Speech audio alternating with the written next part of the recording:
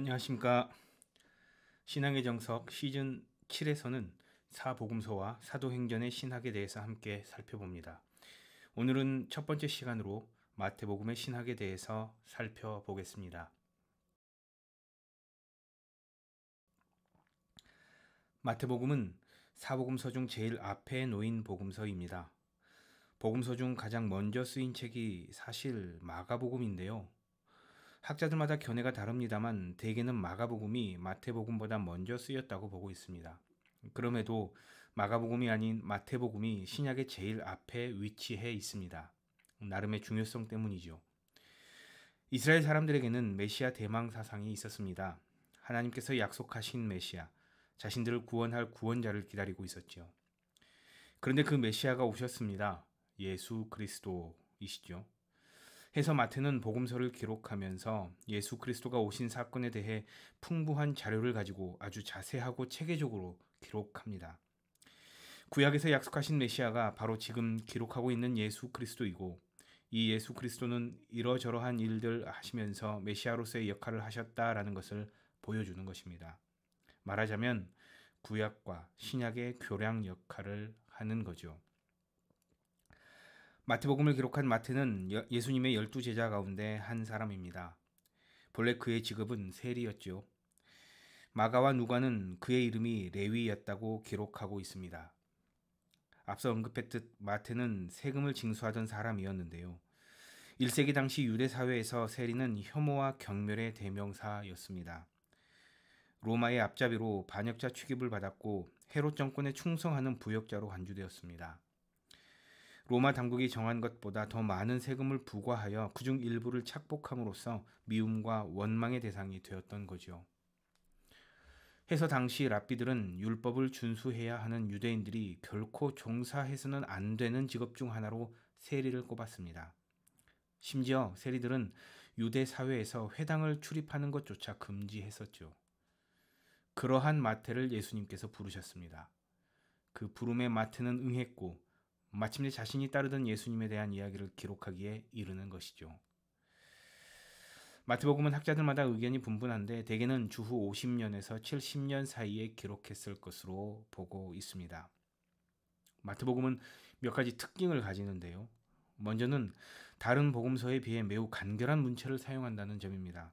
예를 들면 예수님께서 회당장 야이로의 딸을 살린 이야기를 보게 되면 마가복음은 345 단어를 사용하여 묘사되어 있는 반면 마태복음은 139 단어만 사용합니다.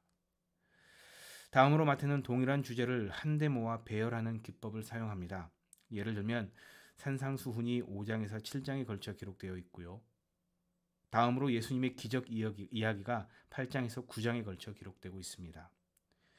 바로 이어 10장은 선교에 대한 교훈, 13장은 천국 비유에 대한 이야기, 18장은 교회에 대한 교훈, 23장은 종교 지도자들에 대한 비판, 그리고 24장에서 25장은 종말에 대한 교훈이 기록되어 있죠. 그리고 마지막으로 유대주의적인 특징이 아주 두드러지게 나타납니다. 이 점을 좀 더 구체적으로 살펴보겠습니다. 마태는 복음서를 기록하면서 유대인들을 염두에 두고 썼습니다. 때문에 마태는 아브라함부터 시작하는 족보를 제일 앞에 기록하면서 예수 그리스도가 아브라함의 족보로부터 비롯되었음을 밝히는 거죠. 이뿐이 아닙니다. 마태는 유대인의 용어를 사용하면서 유대인들이 익숙하게 복음서의 내용을 받아들일 수 있도록 했습니다. 예를 들자면 다른 복음서들이 하나님 나라라는 단어를 선호하는 반면 마태는 하늘나라를 즐겼습니다.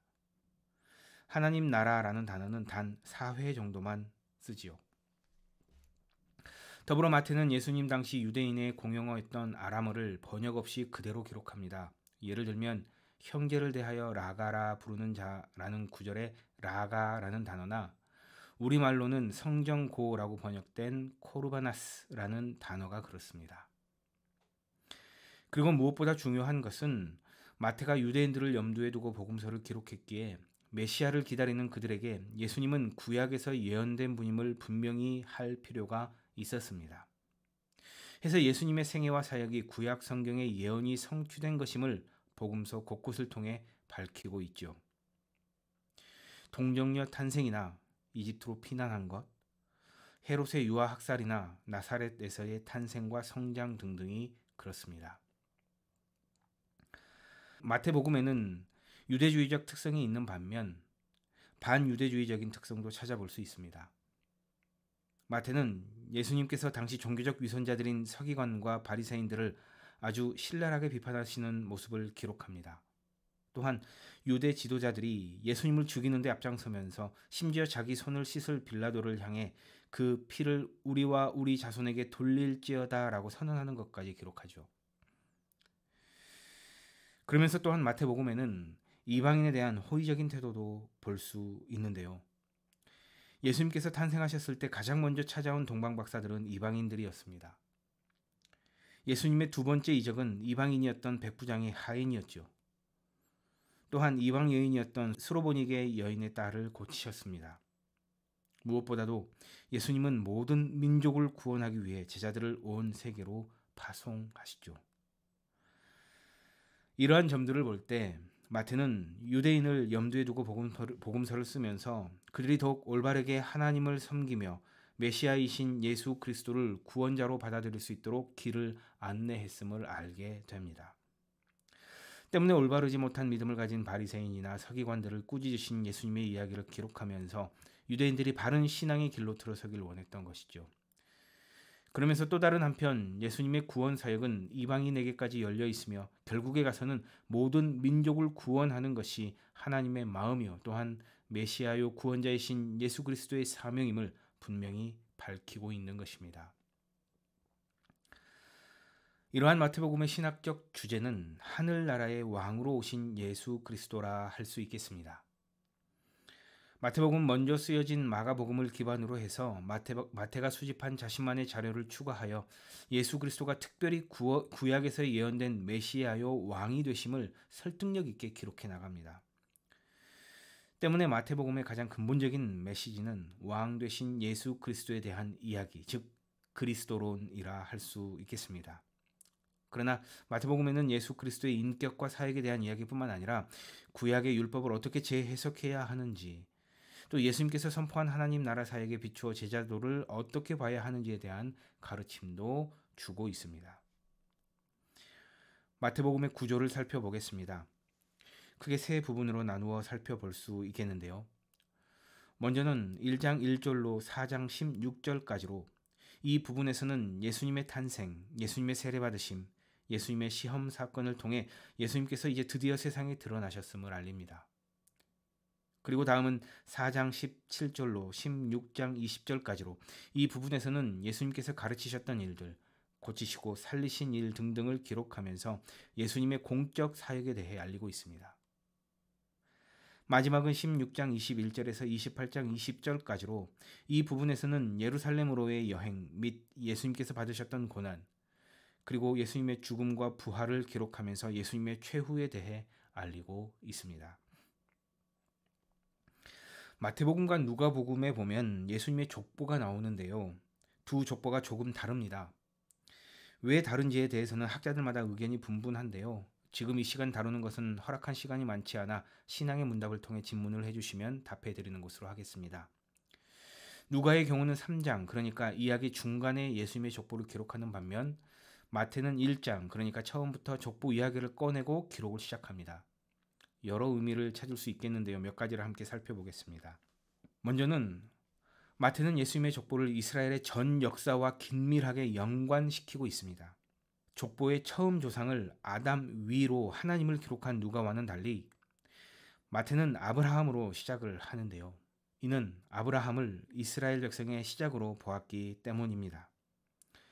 그렇게 시작한 족보는 다윗 이후로 이스라엘 왕조로 이어지는데요. 이 족보의 끝, 그러니까 왕조의 끝을 예수님으로 마무리하게 되는 겁니다. 그러면서 유대인들, 그리고 이 복음서를 읽는 우리 모두에게 예수 그리스도가 이스라엘 역사의 새로운 시대를 시작하실 그리스도이심을 밝히고 있는 것입니다. 말하자면 왕의 족보를 읽는 예수님은 이스라엘 역사와 다윗 왕조의 목표를 성취한 그리스도라는 사실을 강조했다 볼 수 있는 것이죠. 다음으로 마태는 예수님의 족보를 왕의 족보로 이어갑니다.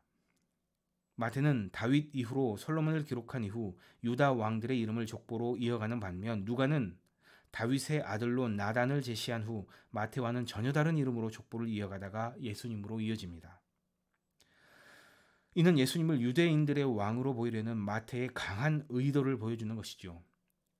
유대인들이 대단하게 여기는 아브라함과 다윗, 그리고 그 이후로 왕들의 족보를 잇는 분이라면 메시아가 되실 만한 충분한 자격이 있다는 것을 유대인들에게 보이려는 것입니다. 마지막으로 마태는 예수님의 족보 안에 여인을 기록합니다. 예수님의 어머니 마리아, 다말, 라합, 룻, 우리아의 아내가 그들입니다. 그런데 이 여인들은 특이한 점이 있습니다. 마리아를 제외하고 모두 이방인들이라는 점이죠. 다말은 가나안 여인이고 라합은 여리고 룻은 모압 여인이며 우리아의 아내는 우리아가 헷 사람이었다는 점을 감안할 때 헷 여인이었을 가능성이 있습니다. 어찌되었든 남성 중심 사회에서 여인의 이름을 족보에 올린다는 것이 쉽지 않은 일일 텐데 더군다나 이방 여인의 이름이 족보에 올라왔다는 점은 마태가 어떤 분명한 의도를 가졌음을 알게 됩니다. 이는 예수님께서 이스라엘뿐만 아니라 이방의 혈통과도 연관을 갖고 있고 또 그렇게 이 땅에 오셨다는 점을 보이면서 따라서 예수 그리스도는 이스라엘뿐만 아니라 이방인을 위한 모든 열방을 위한 그리스도 역시 되신다는 점을 말해주는 것입니다. 또한 이 여인들은 모두 일반적이지 않은 결혼 생활을 했습니다. 다들 아시다시피 다말은 시아버지와의 관계를 통해 아이를 가졌고 라합은 몸을 파는 여성이었으며 룻은 재혼을 했고 우리아의 아내는 남편을 두고 다윗과 관계를 맺었습니다. 그럼에도 마태는 이들을 예수님의 족보에 올렸습니다. 다른 이들 같으면 족보에서 뺐을 이름들을 마태는 올리면서 예수 그리스도가 이와 같은 여인들, 그러니까 곧 죄인들을 위한 그리스도 역시 되신다는 점을 말해주고 있는 것입니다. 앞서 이야기했듯 마태복음의 핵심 메시지는 하늘나라, 곧 하나님 나라입니다. 마태복음에 기록된 예수님의 대표적인 설교 5개를 살펴보면 이를 더욱 잘 알 수 있는데요. 앞서 말씀드린 5장에서 7장에 걸쳐 기록된 산상에서의 설교와 또 10장에 기록된 선교에 대한 설교, 13장에 기록된 천국 비유 설교와 18장에 기록된 교회의 권세와 책임 설교, 그리고 마지막 24장에서 25장에 걸쳐 기록된 종말론에 관한 설교를 보면 하늘나라 곧 하나님 나라의 포커스가 맞춰져 있다는 것을 알 수 있습니다. 마태는 예수 그리스도를 통해 하나님 나라가 이미 왔다라고 선언합니다. 그러면서 동시에 하나님 나라는 미래에 예수님의 재림과 함께 완성될 것이라 기록하죠. 말하자면 하나님 나라는 이미 우리 가운데 와 있고 이 하나님 나라는 예수님 다시 오실 그날 완성이 될 거라는 겁니다.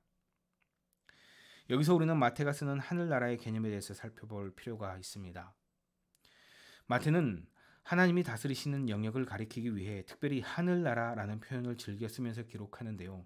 총 33회를 사용합니다. 다른 복음서에서는 하늘나라라는 표현을 쓰지 않지요. 마태가 하나님 나라라는 표현보다 하늘나라라는 표현을 선호했던 이유는 이 복음서가 유대인들을 염두에 두고 썼기 때문이라 학자들은 생각합니다. 유대인들은 하나님이라는 호칭의 사용을 꺼리기 때문이라는 거죠. 때문에 마태는 그들의 언어적 성향을 알고서 하늘이라는 보다 완곡한 표현을 썼다고 보는 겁니다. 또 다른 의견은 예수님 당시 유대가 로마의 속국이었던 점을 들어 하늘나라 개념이 땅과 배치되는 의미로 사용되고 있는 것 아니냐는 겁니다. 하늘은 초월적이고 절대적이며 완전한 공간인 반면 땅은 유한하고 불완전하며 일시적인 공간이라는 거죠. 구체적으로 살펴보자면 하늘은 하나님이 계신 곳이며 하나님의 통치가 완벽하게 실현되는 영역이라는 겁니다. 그런데 땅은 에덴 동산에서의 타락 이후 사탄의 영역이 되었다고 보는 거죠. 당시 로마 제국을 땅의 왕국의 대표 주자로 바라본다면 당시를 살았던 마태는 땅과 배치되는 하늘나라라는 표현을 통해 하나님의 통치가 하늘에서 온전히 이루어지고 있듯 마찬가지로 땅에서도 온전히 성취되기를 바라는 마음으로 이 표현을 썼을 것이라 보는 것입니다.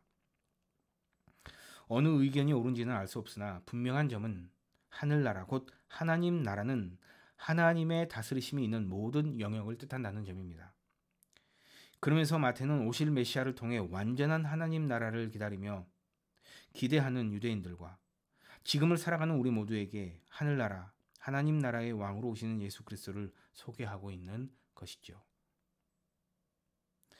우리는 이 시간 마태복음의 신학에 대해서 함께 살펴보았습니다. 쉽지 않은 시대를 지나고 있는 이때에 마태복음에 나타난 예수 그리스도를 다시 한번 묵상하면서 힘과 위로를 얻는 귀한 시간이 되시기를 바랍니다. 감사합니다.